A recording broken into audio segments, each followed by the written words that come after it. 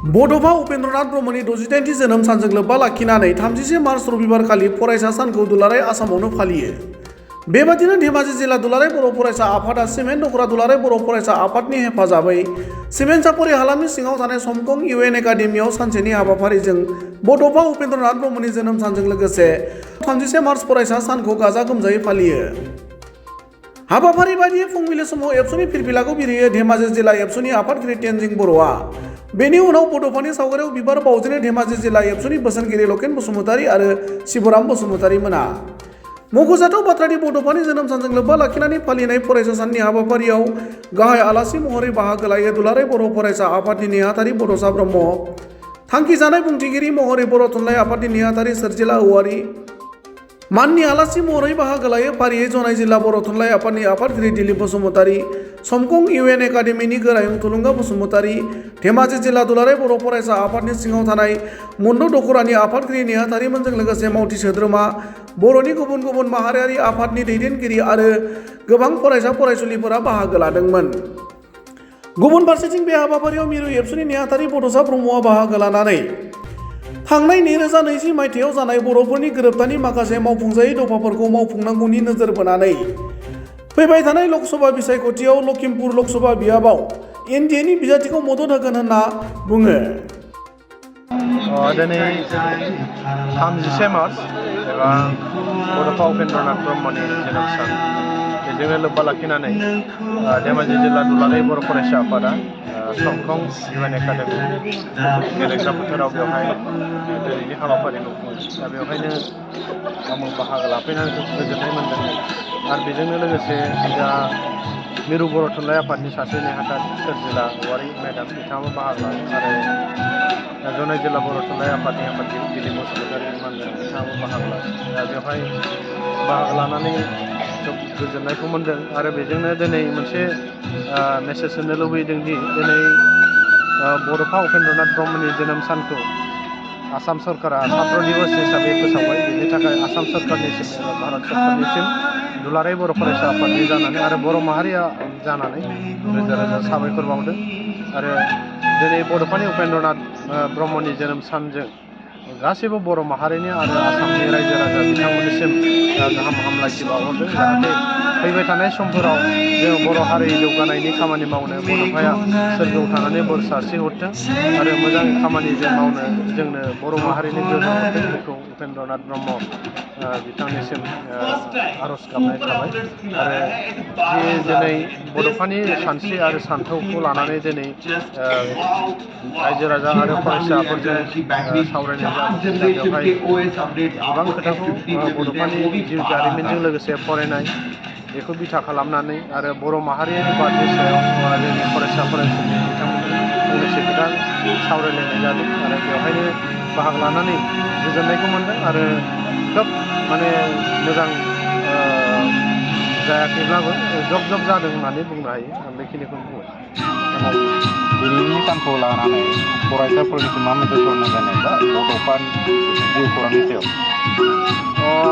दिनै 31 मार्च एबा बड'फानि जोनोम सान, बेयाव जोंनि बर' फरायसा गासिबो बर' माहारिनि बर'नि फरायसाफ्रा मिथिनाया गोनांदि बर'नि सासे दैदेनगिरिमोन आरो बड'फाया मा मा मावलांखो, दा बेनि जिउ जारिमिनखौ फरायनांगौ आरो मिथिनानै लानाया जों साफ्रोमबो बर' हिसाबै जोंनि दायथ' बिबान दं। दा बेखौ मिथिनानै लानो थाखाय बर'नि जे फरायसा जाखांफुबाय थानाय बिथांमोनखौ खावलायदों जाहाथे बिथांनि जिउ जारिमिनखौ मोजाङै मिथिना लायो आरो बेबायदि हाबाफारिफ्राव फैयोबा बिथांनि जिउ जारिमिन आरो फरायनाय आरो मोनसे समाव जाथि दैदेनबोनायनि खोथाफोरखौ मिथिनो हायो। दा बेखौ फरायसाफोरखौ मिथिना लानो थाखाय खावलायदों।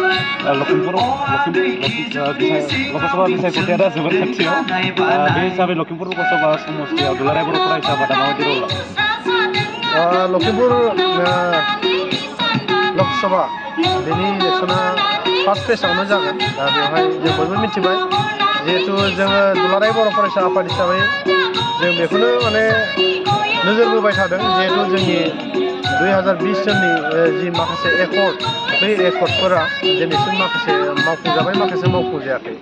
दा बे समाव जों बेखौनो लुबैगोन जिहेथु गोजौआव जि NDA एलायन्स गभर्नमेन्ट जानाय दा बेखौनो जों हास्थायदों जाहाथे जोंनि लखिमपुर बिधान सभानिफ्रायबो जोङो NDAनि सापर्ट जाय बिथां बिजाथि दा बेखौ सापर्ट खालामनांगोन बेबायदिखौनो जों सिन्था खालामनाय दं आरो बिथांमोनखौबो जों खावलायगोन जे BTRनि एबा जोंनि बर' कसारि वेलफेयार अट'नमासनि माखासे जि दफाफोर मावफुंनांगौ आरो सोलोंथाइनि माखासे दफाफोर आद्रा जानाय दं बेफोरखौ मावफुंनांगौनि थाखाय बिथांमोननि खामानि मावनो थाखाय जों खावलायगोन सासे बर' बिजाथि ओंखारदों बिथांखौ नोंथाङा मा बुंनो बेथ' डेम'क्रेसियाव बयहाबो राइट्स दङ डेम'क्रेसियाव बयहाबो राइट्स थायो दा बेवहाय जोंहा दुलाराय बर' फरायसा आफाद एबा बर' माहारि हिसाबै बुंनांगौ जेबो थाया दा बेवहाय बिसायख'थिखौ गासै माबा खालामो मा होनो बिजिरो रायजो राजायासो बिसोरगोन सोर मा मावगोन बे गाव गावनि मावनायनि सायाव जागोन आरो गोजोन्थों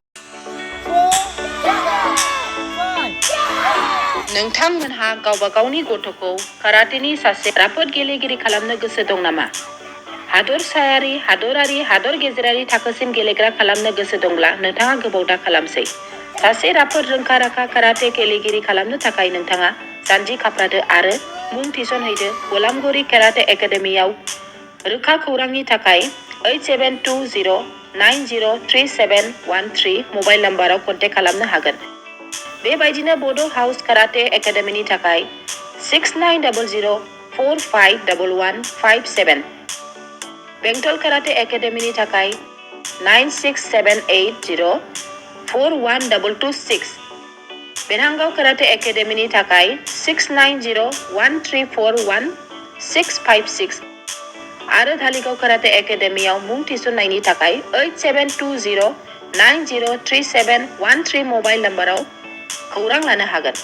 मख'जाथावदि बे सोलोंसालिनिफ्राय सिगांनिफ्रायनो हादरसायारि, हादरारि, हादर गेजेरारि थाखोनि बादायलायनायाव गोबां फरायसाफोरा बान्था मोननो हाबोदों। बे मुंख'नाय फोरोंसालियाव रोंग'थि गोनां फोरोंगिरिया फोरोंथाय होनानै नोंथांनि गथ'खौ सासे राफोद काराटे गेलेगिरि सोरजिनायाव मदद आरो जाफुंसार खालामगोन। अब्ला मानोथो गोबाव खालामनो? थाबैनो नोंथांमोनहाबो नोंथांनि गथ'खौ मुं थिसनहैदो।